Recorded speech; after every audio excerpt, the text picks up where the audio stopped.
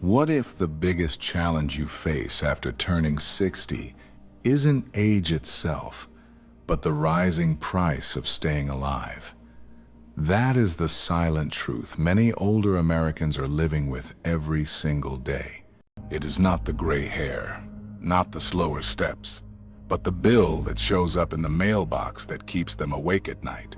More than half of adults over 60 say their greatest fear is not illness itself, but the cost of treating it. Think about that for a moment.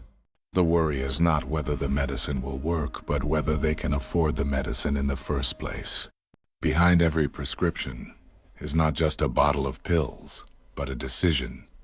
Pay for health or pay for rent. Cover the copay or cover the groceries. This is not just a financial problem. It is an emotional one. When every doctor's appointment feels like a gamble, it wears down the spirit. It takes away peace of mind. It replaces hope with anxiety. You begin to wonder, will I be able to afford tomorrow, or will tomorrow cost too much? And yet, here is the deeper truth. You are not alone in this. The rising costs of healthcare and medication are not your failure. They are a shared burden across millions of people just like you. This isn't about weakness. It is about a system that was never designed to keep up with the length of our lives or the needs of our later years. But recognizing this truth is the first step toward taking back control. Because once you see the weight for what it is, you can begin to look for ways to carry it differently. You can begin to ask new questions. How do I prepare? Who can I lean on? What choices can I make today that will lighten tomorrow's load? Aging well after 60 does not mean pretending the costs don't exist. It means facing them with wisdom, with courage, and with the belief that your life is still worth the investment. There is a moment many people after 60 know all too well. It is not the day the doctor delivers a diagnosis. It is the day the bill arrives in the mail. You unfold the paper, see the number, and feel the weight in your chest. Because suddenly health is no longer just about healing, it is about how much healing you can afford. For millions of older Americans, this moment repeats itself month after month. Prescriptions cost more than the groceries. A simple blood test is billed like a luxury. A hospital stay, even just for observation, leaves behind a debt that lingers long after the illness is past. And if you think Medicare will cover it, all reality strikes hard. Medicare is a lifeline, but it does not pay for everything. Dental care, hearing aids, long-term home support, these often fall outside its reach. The gap is wide, and the bills that slip through that gap are enough to keep many awake at night. Consider the story of Maria, a 67-year-old grandmother. She never missed a day of work in her life, always paid her insurance premiums, and trusted the system to protect her. Then came the diagnosis of arthritis so severe she could barely walk without medication. The pills kept her moving, but the copay was so high that every refill forced her to choose, buy the medicine or pay the electric bill. Maria said it was not the pain in her knees that broke her spirit. It was the pain of choosing between her health and her dignity. That is what these bills do. They do not just empty bank accounts. They drain hope. They whisper that your independence is slipping away. They replace the joy of retirement with the anxiety of survival.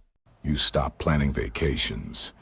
You stop saying yes to outings with friends because the shadow of the next bill hangs over everything. But here is what we often forget. Behind every number on that bill is a life. Behind every copay is a story. And when we recognize that truth, the conversation shifts. These are not just financial burdens. They are emotional ones. And emotional burdens can be heavier than financial ones because they steal our peace of mind. The question then becomes, what do we do when the bills threaten our peace? The first step is not to give in to despair. Despair tells you that you are alone, that nothing will change, that you are powerless. But you are not. Every system that feels broken can still be navigated with wisdom. There are community resources, support groups, and assistance programs hidden in plain sight that many do not know exist. There are conversations to have with doctors about generic medications or payment plans that reduce the pressure. And sometimes the most powerful step is asking for help, not as a sign of weakness, but as an act of courage. Maria found relief, not just through cheaper medication, but through her church community that came together to support her. She said the medicine helped her body, but it was the connection that healed her spirit. Because when bills threaten your peace of mind, the greatest protection is not always financial. It is emotional support. It is community. It is the reminder that you do not face this battle alone. So let me ask you this. When the bills arrive, do you see them as the end of hope, or as the beginning of a new way of living wisely? Do you carry the weight in silence, or do you allow others to help you share it? Because peace of mind is not the absence of bills.